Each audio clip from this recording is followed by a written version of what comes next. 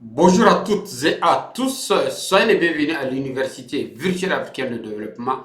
Le module d'aujourd'hui portera sur le sarcome de Sticker. Eh bien, le titre donné à cette présentation est le sarcome de Sticker chez le chien, une tumeur vénérienne transmissible. Donc, je vous propose le plan suivant en 13 points qui comportera une définition, l'historique, l'épidémiologie, le mode de transmission, la localisation préférentielle du sarcome de Sticker, l'aspect macroscopique de cette tumeur maligne, la clinique, le diagnostic, l'aspect cytologique, le traitement, le pronostic, la prévention et la conclusion. Eh bien, pour commencer, il y a une image assez illustrative du sarcome de Sticker où nous voyons bien cette tumeur maligne qui est localisée à la base du pénis, qui est très sanguinolente avec une couleur rouge vive brillante. Le sarcome de Sticker est aussi appelé tumeur vénérienne transmissible canine. Il s'agit d'une tumeur contagieuse d'origine cellulaire et la transmission se fait par contact direct lors de l'accouplement. C'est le chien malade qui transmet les cellules tumorales au chien sain. Il s'agit d'une tumeur maligne qui peut se métastaser au niveau du cœur, au niveau du cerveau ou au niveau du foie.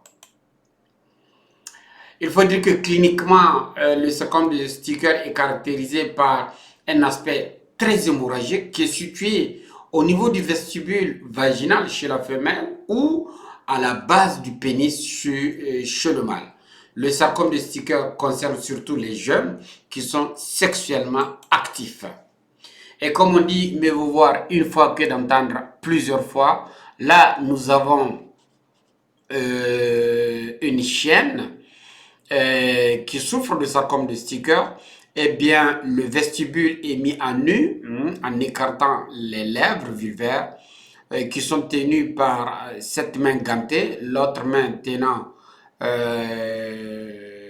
l'une des pattes de la chienne, et la chienne est en décubitus latéral, et nous constatons cette couleur vive, brillante, sanguinolente, caractéristique du sarcome de Sticker.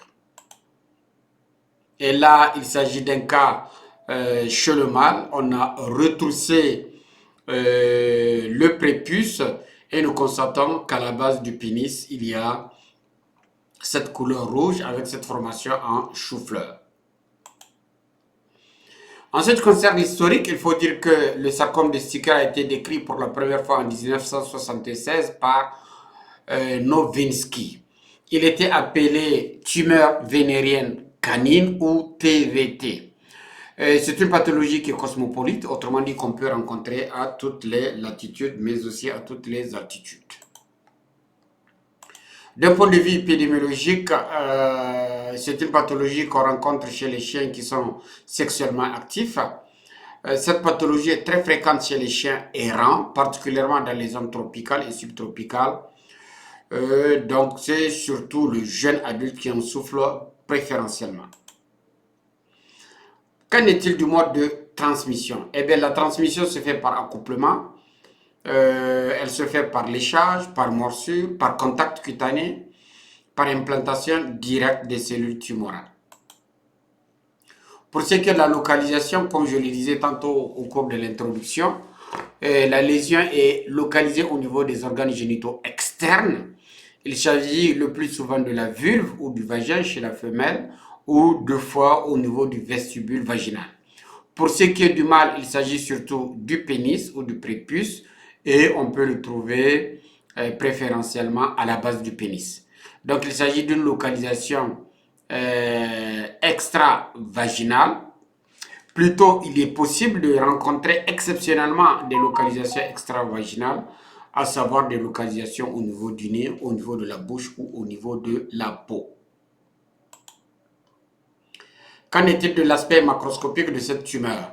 Il s'agit d'une tumeur sous forme d'une masse rouge friable qui a un aspect en chou-fleur avec un saignement facile et un écoulement sanguinolent.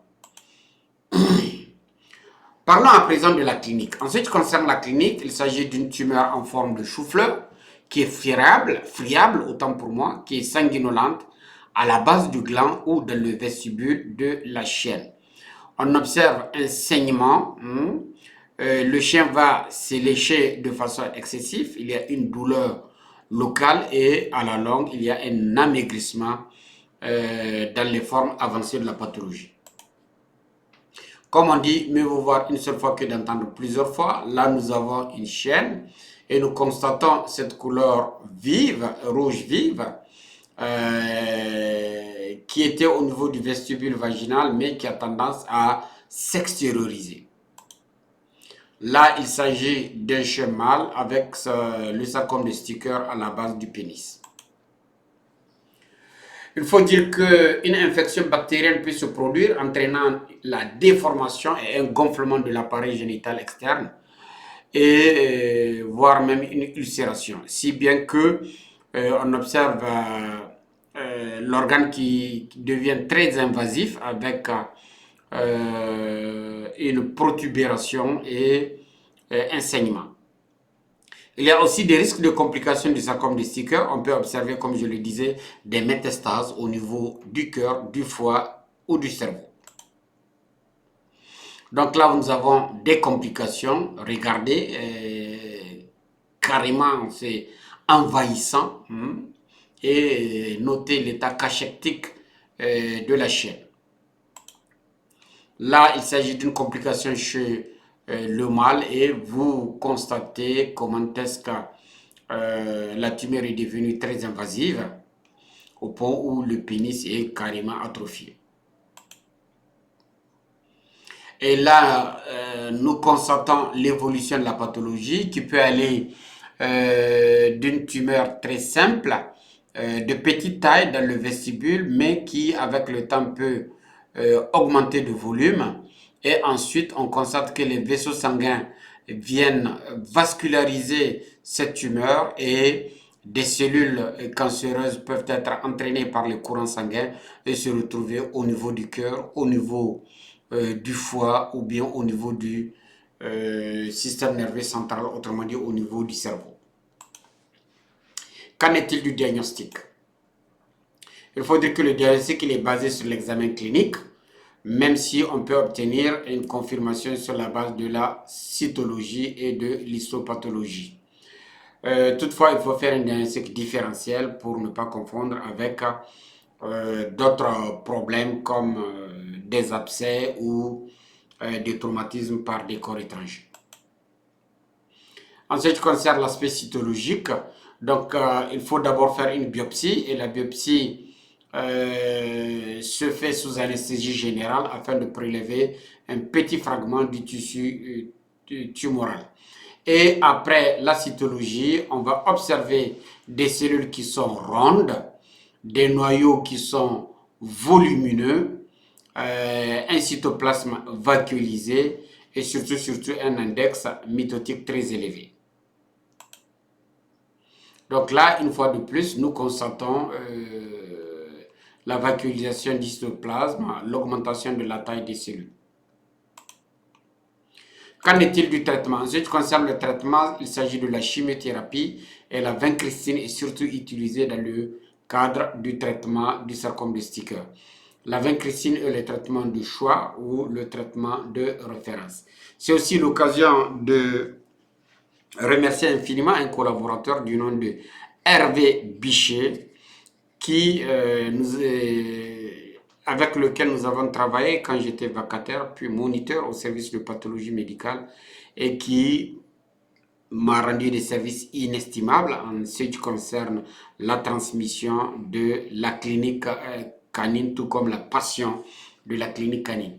C'est aussi l'occasion de remercier notre maître, à savoir Armand Senou, qui est à l'immeuble Rose, route de Ouakam, que je remercie au passage et qui a eu aussi à me transmettre beaucoup de connaissances et une passion pour la clinique canine, sans oublier tous les documents qu'il a mis à ma disposition et qui m'a permis de constituer ma base de référence sur le plan clinique.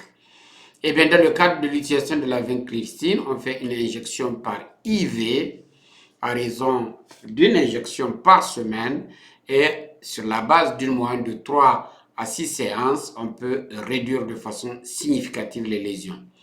Il faut dire que la chirurgie par le bistouri électrique n'est pas conseillée car les récidives sont fréquentes après le retrait chirurgical de la tumeur.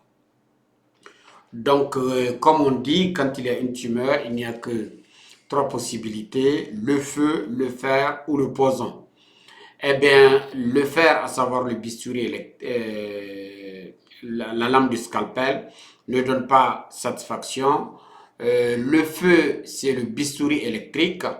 Lui aussi ne donne pas entièrement satisfaction, mais c'est le poison, à savoir la vincristine ou la chimiothérapie qui donne une meilleure solution dans le cadre de la prise en charge du sarcome de Sticker. Là, il s'agit d'une séance de chimiothérapie chez un chien recevant par IV sa dose de vincristine. Pour ce qui est du pronostic, il faut dire que le pronostic est favorable, il est excellent. On observe une guérison complète et c'est rare d'observer une résistance au traitement. Une fois de plus, je dis que la chimiothérapie est le traitement de choix du fait des risques de métastases par opposition à la radiothérapie qui est non seulement difficile à trouver, mais aussi difficile à mettre en œuvre. Pour ce qui est de la prévention du sarcome de Sticker, il faut surtout contrôler la reproduction, il faut réduire le nombre de chiens errants, il faut traiter rapidement les animaux qui sont atteints avant la métastase et surtout mettre en place un régime alimentaire qui stimule le système immunitaire des animaux et par conséquent favoriser une meilleure récupération. En conclusion, il faut dire que le sarcome de Sticker est une tumeur transmissible spécifique du chien. Le diagnostic est simple et rapide et basé sur l'aspect clinique et exceptionnellement la cytologie. Le traitement est efficace et accessible et se fait à base de la vincristine. Et il faut rappeler le rôle essentiel du vétérinaire. Donc n'hésitez pas à contacter la maison des éleveurs qui reste à votre disposition lorsque vous serez confronté à des tumeurs malignes comme le sarcome de Sticker chez les animaux de compagnie. Sur ce, je vous remercie infiniment pour votre compagnie et je profite de l'occasion pour dire coucou à tous les membres du groupe Nos Compagnons Chiens et Chats d'Univers. Sur ce, je vous dis à la prochaine fois.